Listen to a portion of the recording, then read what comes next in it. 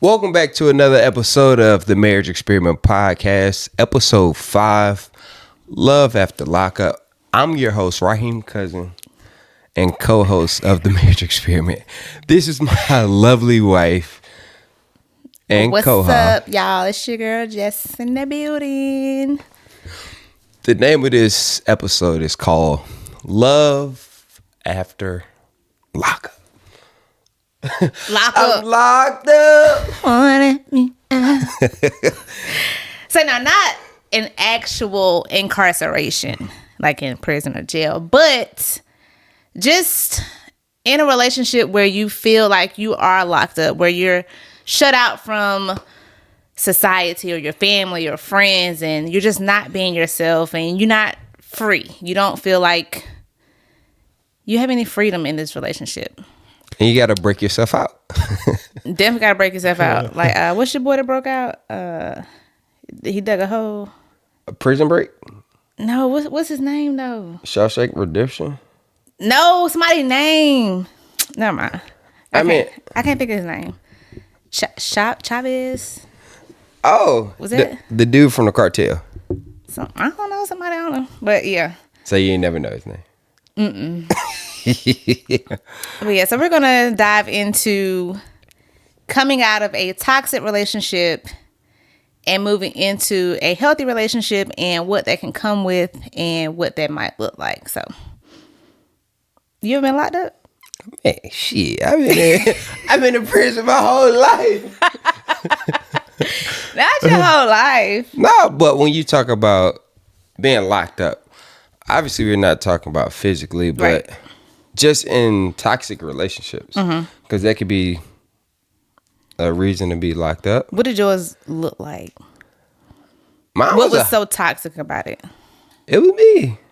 It was you. Yeah. Okay. But it wasn't me. I was a great partner, 50%. Everything I would do for you, the way I treated you to a certain extent. But I would do stuff, but then I wouldn't want to deal with the repercussions of what I had to deal with from what I did. So it created a toxic space. So was your toxicity, was it like manipulation? Was it abuse? Was it like just not being honest? It probably, Lies? Like, yeah, honest lies along those lines. I mean, it was just a little bit of cheating. so you were the problem. A little bit. A little bit. A little bit. But yeah, so I wouldn't want to deal with the repercussions of all the things that I was doing. So it would create a toxic space because you can't tell somebody how to treat you and how long it'd take to get over what you did to them. So sometimes I would have a problem with having to deal with the Something long, that you created. essentially. Craziness. But Oh, I'm gonna do this, but what you mad for? Like, get over it. yeah, kind of. Woo, baby. A little bit. Ain't no way. I mean, if you say you was gonna forgive me. I'm not saying you can't be mad, but you I've been can't. mad for too long. I've been mad for too long. You are crazy. I mean, Oh, you were crazy. I was a little bit. I was. So you was crazy. I was dumb. So Not like in our situation, but a little bit of everything. but yeah, I was locked up too. What was your But situation? it wasn't because of me.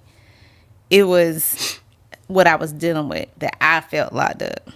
I ain't had no. You had somebody locked up. No, I was I was good though. Like, But in this situation, I was the one. Well, it's been a couple of them. I was the one that was locked up. And the type of toxicity that it was like manipulation, lies, gaslighting. Like, it was just all of that. And it was bad. And it went on for like probably about a year and a half, 2 years. you was rough and tough, weren't you? It was just like, it was just It was dumb. So you like the lies? That's what you're telling me. No, I didn't. I didn't know. I didn't know what was lies then. How? You know the truth.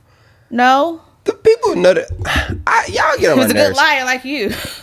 Who said I was a good liar? You. I don't be telling lies. Maybe not anymore. Okay. But I never in your lockup phase or whatever you want to call it. Nah. Well, I would rarely lie. I would just omit information. So I would. Is that not a form of lying? Not telling the whole truth? Yes. See, a lie, I feel like it has to be fabricated. Oh, I didn't have to fabricate my lie, so I just would leave out I ain't little about stuff. to do this with you. I'm not. That's the part of lying, ain't it? Manipulation? Maybe manipulation. All of it is bad. Okay. Yeah. Needless to say, all of it ain't none of it good. Yeah. So, like I said, I was locked up because that is something that I was dealing with, and it went on for like way too long. So then I finally was like, look, I got to get out of this. Sick of it. So Me too. eventually I got to a point where I was like, hey, this isn't what I envisioned love being like, love feeling like, love looking like. So it was like, yeah, it's time for me to go because this ain't it. This ain't it. All and right. this ain't what I want. So Yeah, I got my bags and I left. oh, you got your bags and you left. Anyway, so it's just, and that's one thing I do applaud women for is leaving, because a lot of us don't leave because we feel like, oh, we can't survive without him. Oh, we can't. Baby, you can. Okay? If you're not happy, leave. I had a conversation with a homegirl for college the other day.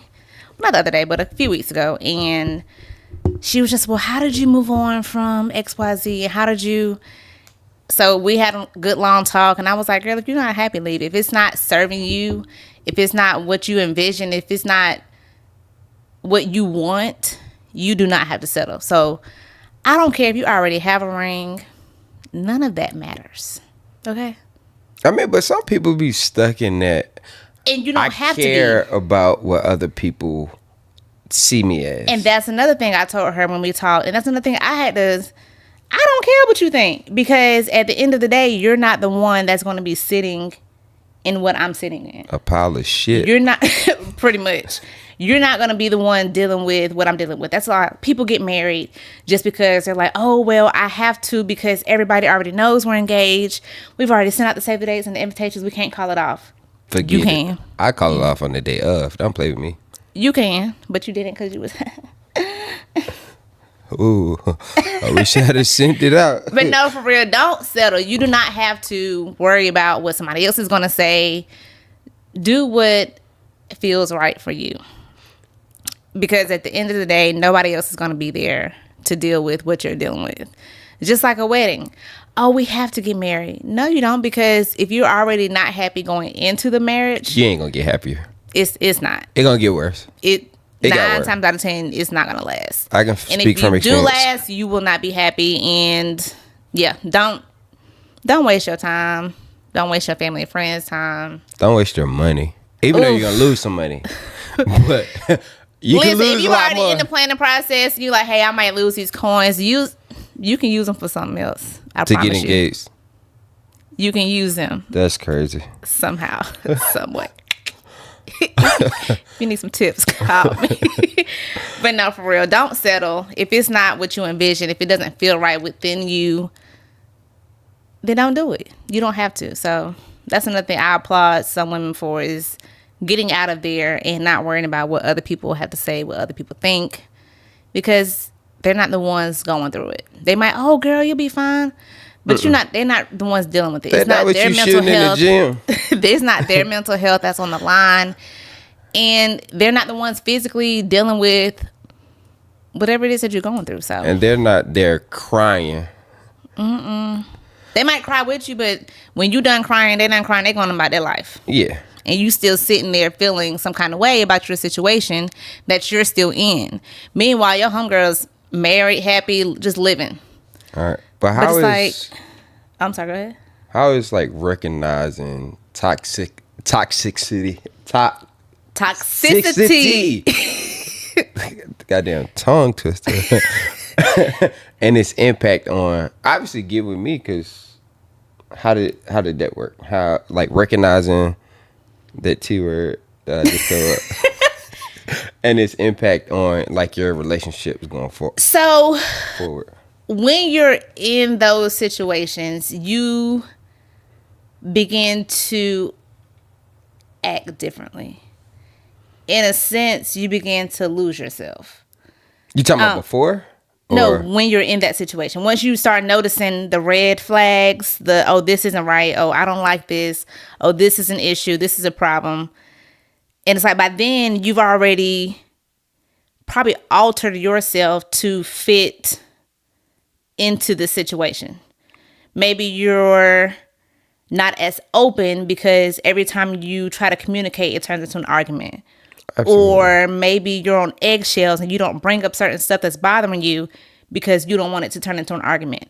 Maybe by this point you're kind of shut off from your family and friends because they want to keep you to themselves. They don't want you sharing with other people what's going on within y'all's relationship. I feel like that's the number one red flag. When you get with somebody and they instantly try to get you away from But see, that's the thing. their family, their friends, their coworkers. Like, hey, all you need is me.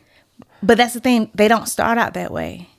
But it's It certain starts out, signs that this is just rainbows and butterflies and all that great stuff. And then eventually it's like, so they get you hooked in the beginning. You're hooked. So it's like, oh, yeah, this is it. that's nice.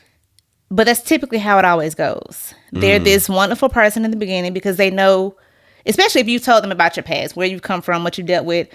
Oh, I'm about to give her this whole different person.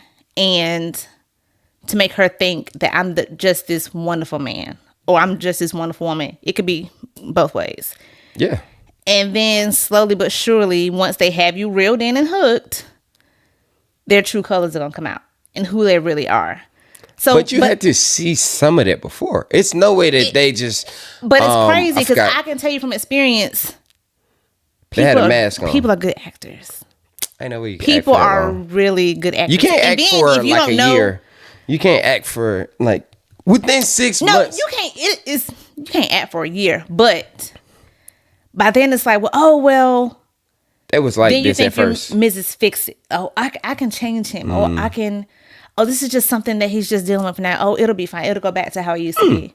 But in reality, that's that real person coming out, and it's like, oh, dang, what do I do now? I'm so in love now. I can't just leave and. Oh, we got XYZ. Lord, hope you ain't got no kids in the mix. Oh, you do. But some people do have kids, and that's another thing that makes it harder to leave. So it's once you're realizing those things, you're like, okay, yeah, it's time to go. But by then, you've turned into a totally different person. Oh yeah. Your actions are different. Your mindset is different. Your mental health is destroyed. So now you're trying to move on to something. Well, you're getting out of this. So that's another thing in itself is getting out of it. How do you get out of it? Let's say Let's hope there's no abuse. Like I was just about to say, so what if he's physical abusive abuse. and you got to get restraining orders and it's so many different levels and moving parts to leaving, which is why a lot of people don't leave. Right. And it's like, well, I'm scared, or if I say anything, this is going to happen. Or we have kids. I don't want to leave the kids. Oh, I don't want people to know. So it's just no. all that stuff People comes so worried into about play judgment. when you're trying to maneuver out of whatever situation that you're in. So by the time you're trying to get out and get into something healthy, so like example for us. Okay. Yeah. I got out of something crazy, but then everybody said, well, how long did you take to heal? Or did you take to get yourself together or have time for yourself to get over what you had been through? So that's another thing. It's like if somebody comes along sooner than you expect, what you shaking your head for? Anyway. I came through like, hey, what's up? Anyway. But I did. You did. Because remember, I bagged you. But anyway. For sure. So it's like, well, how long do you take to yourself, or how long do you take to be single to prepare for the next person? But I feel like that's based on the person and based on how bad your prior relationship was too. Because if you're going to take all the baggage that you had in the prior relationship into the new one, you need to take some time. But if not, if you feel like, hey, I can give this new person all of me and all the good things that I have to offer, you're fine. But some people don't do that. They take that baggage into the next relationship and hold this person accountable for their prior relationship. Yeah, and then that's what messes up the new relationship. So it's like, well, you're going in with XYZ. So are you going in with all the baggage like you mentioned? Or are you going in walking on eggshells still? Are you going in still being jealous from what you dealt with in the past? Are you going in still being... I think everybody's jealous. Like... A little bit. I mean, that's okay to a certain extent. Because, of course, nobody want nobody to have their person. I mean, some people like that stuff, but I feel like most people are jealous, but they're just scared that they're going to be judged. Like, oh, why are you worried about that? It's like, hold up, wait a minute. That's mine. This is me. This is me. I need this. I mean, that's true. But then it's like, you go in and it's like, I'm this totally different person. I'm not myself anymore. So how do I give this new person this not so real me in the beginning? All right. But how do you, my thing is like, how do you get back, or how do you know when you're able to do that? Because sometimes you don't know that you're going to be triggered. You don't know sometimes that I forgot about this until this person did this to me. And it could not even be just like me. I'm the sleepiest person in America. Me too. But I could fall asleep at literally 8:30 at night. And before we stayed together, I'd be asleep. Yeah, I used to be like, hold up. He got a family at home or something, because why he sleep? He'll never answer the phone at the 9, 10 o'clock every night. But I naturally sleep. But in certain cases, that'd be the times that guys are out cheating or having somebody else at their house, or they're at somebody else's house. So how do you almost stop and not have to question whether or not this new person is?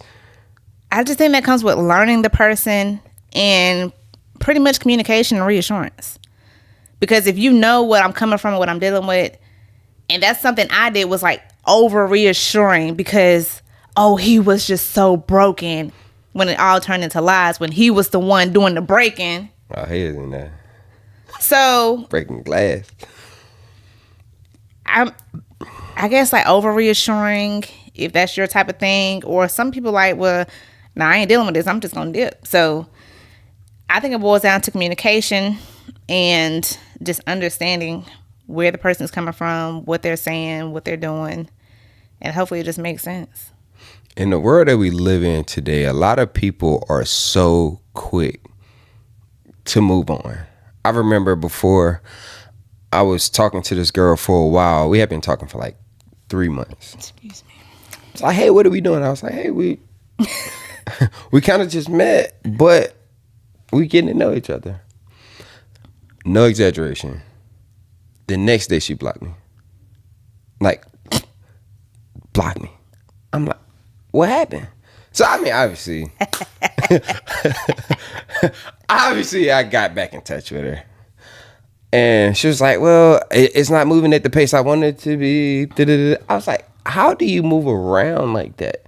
Because if every 3 months you're like, hey, what are we doing? Are we dating? Are we serious? No, we're getting to know each other. What's a good time period to say, hey, we need to be working on something serious? Or is 3 months a good time period?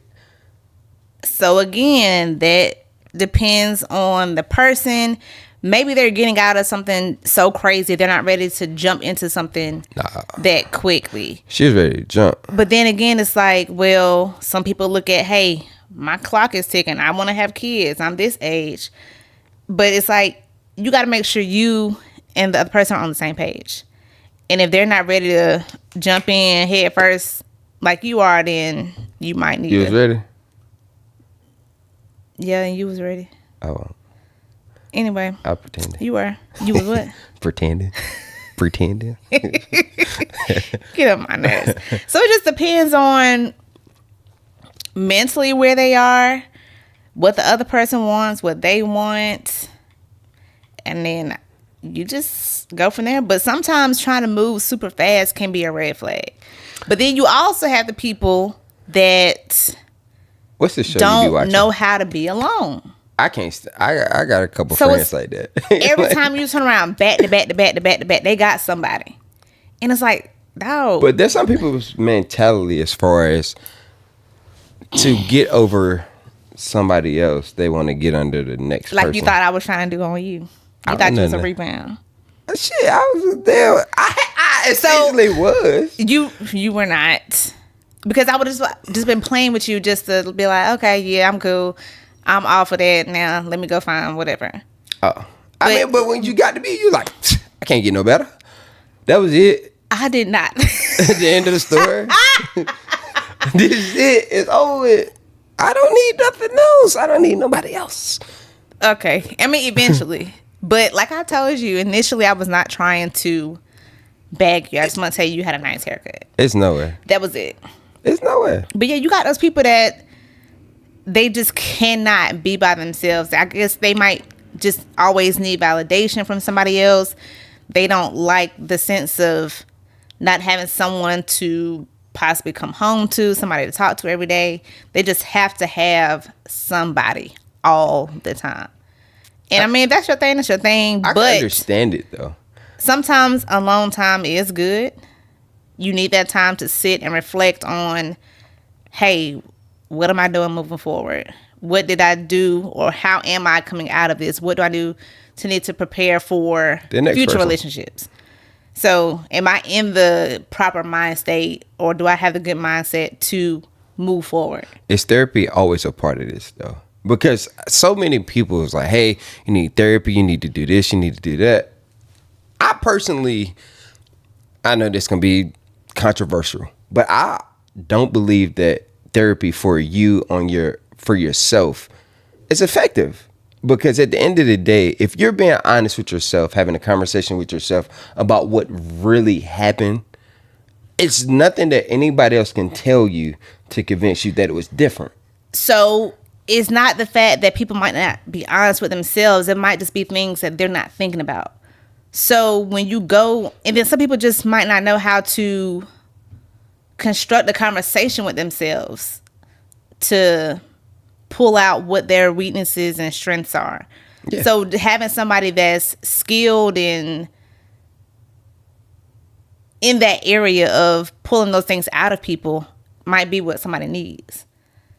So it's like, well, hey, I know the right questions to ask you based on whatever you're telling me as your background or your baseline. So they know where to go from there. Some people might struggle with being honest with themselves, which is why they do see a therapist or a counselor. So, but me, I knew I was being a dummy. So it wasn't hard for me to sit and reflect like, girl, what the hell was you doing? Like, I don't do that no more. No more. So then it was like, you're changing, you're doing this. Like, hey, snap out of that. Tighten up. So I knew moving forward things that I had to get out of, that I had been kind of altered to feel or do based on the past. And then I also knew what I wanted and wasn't going to deal with moving forward, because I had dealt with it before and I saw what it did to me. So I personally know how to be honest with myself and say, okay, yeah, like, no. All right. But this is another thing. The role that we play in being in toxic relationships. Think about it. If somebody get with somebody and they're saying, hey, the last 2 or 3 guys or girls that I've dated all been like this. They all been cheaters.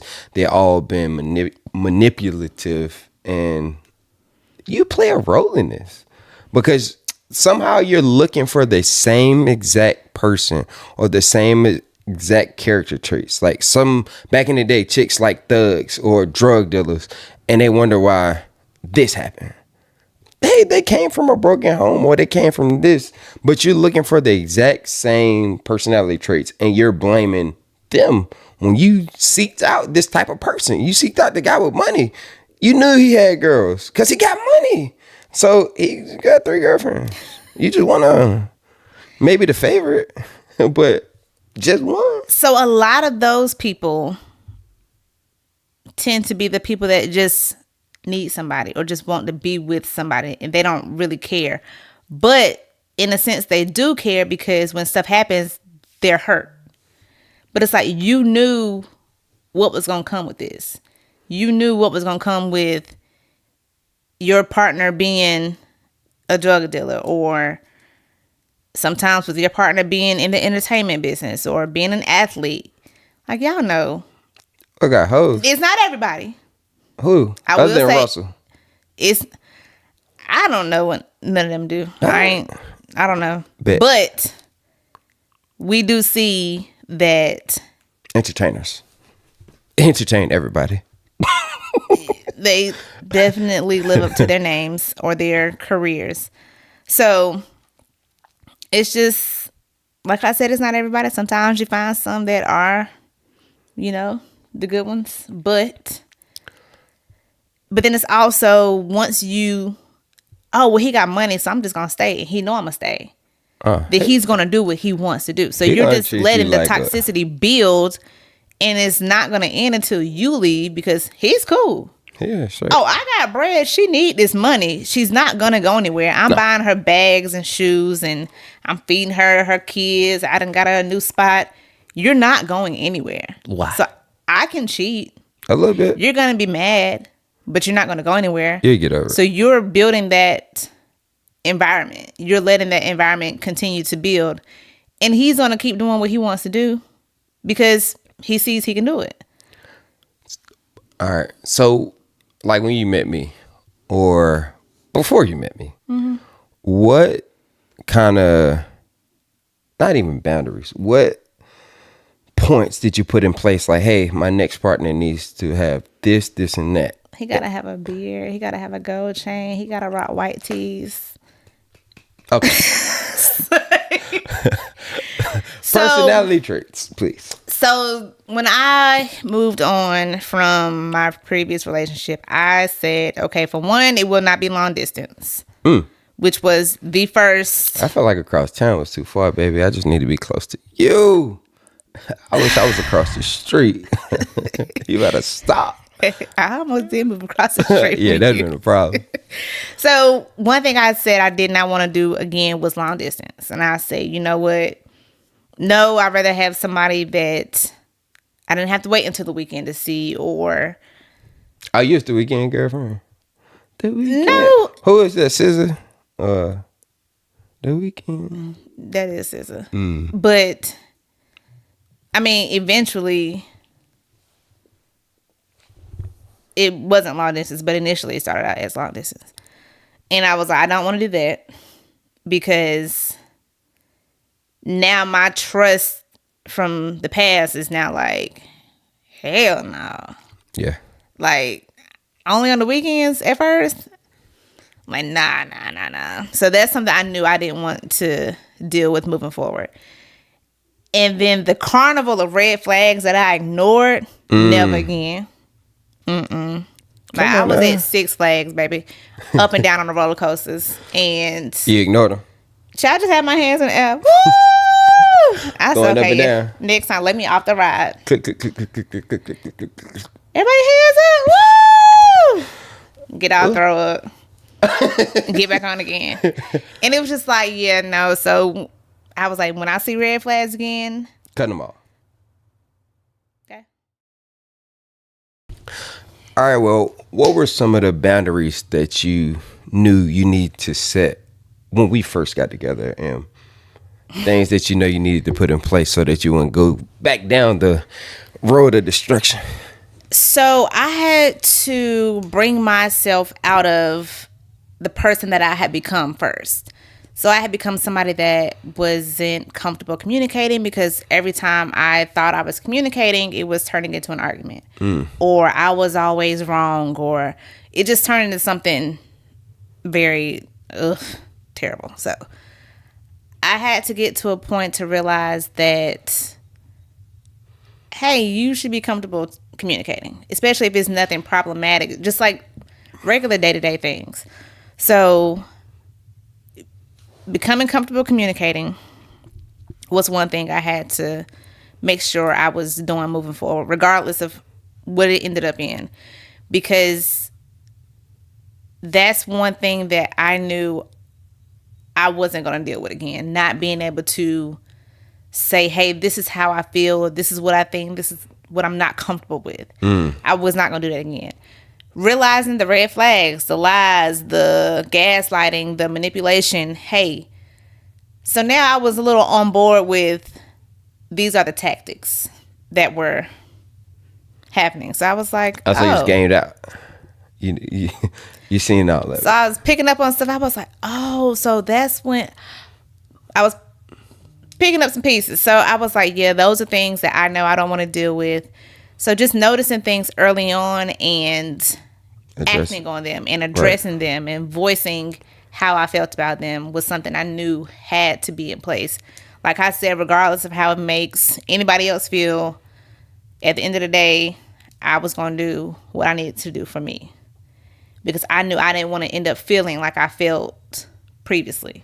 Oh, you just putting yourself first. Moving forward, yes, because that had not been done in the past, and it was just like, right, yeah, this ain't no fun. So that's what a lot of people don't get to. Putting yourself first. I don't care. Obviously, you need to sacrifice for your family, but if you can't give your family 100% of you in the best way you can, it's no point of trying to give yourself to everybody else first. And then I have a daughter, so it was like I had to show up for her, and then I didn't want her seeing me feeling some type of way because she knew when something wasn't right with me. Absolutely. Kids know everything. Yeah, they pick up on all of it. So I didn't want to be sitting around in a funk knowing I still had to show up for her. Still say, hey, like, I'm having a conversation with her now.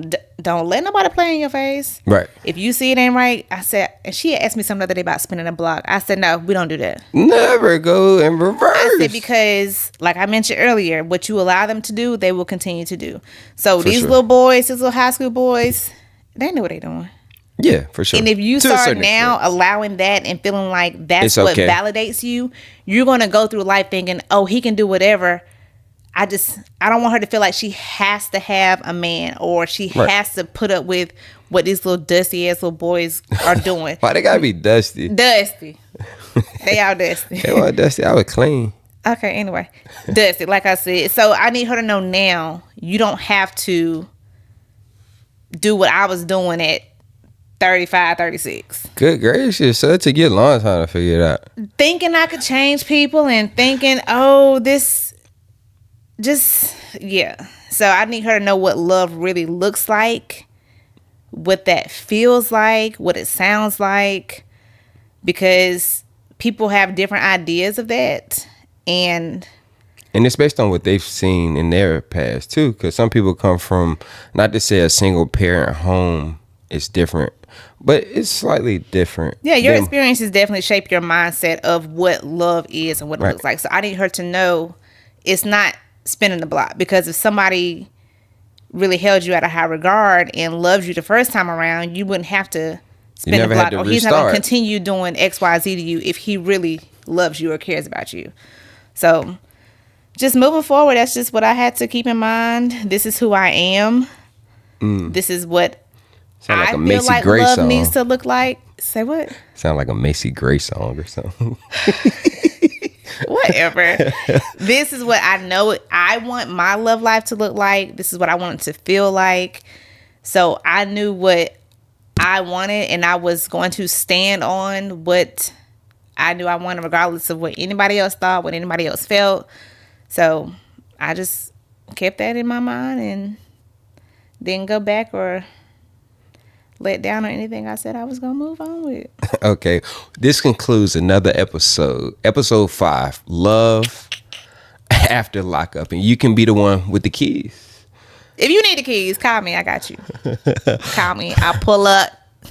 I'll let you out, baby. You can follow us at The Marriage Experiment. I'm like Harriet Tubman. Come on, let's go. Let's go. I'll get you in the middle of the night. What you got to do, though? Like? You got to like, comment, subscribe, and ring that bell for notifications. And I'm going to come on like it. I'm going to come get you out. All right, bye, y'all. We out of here. Peace.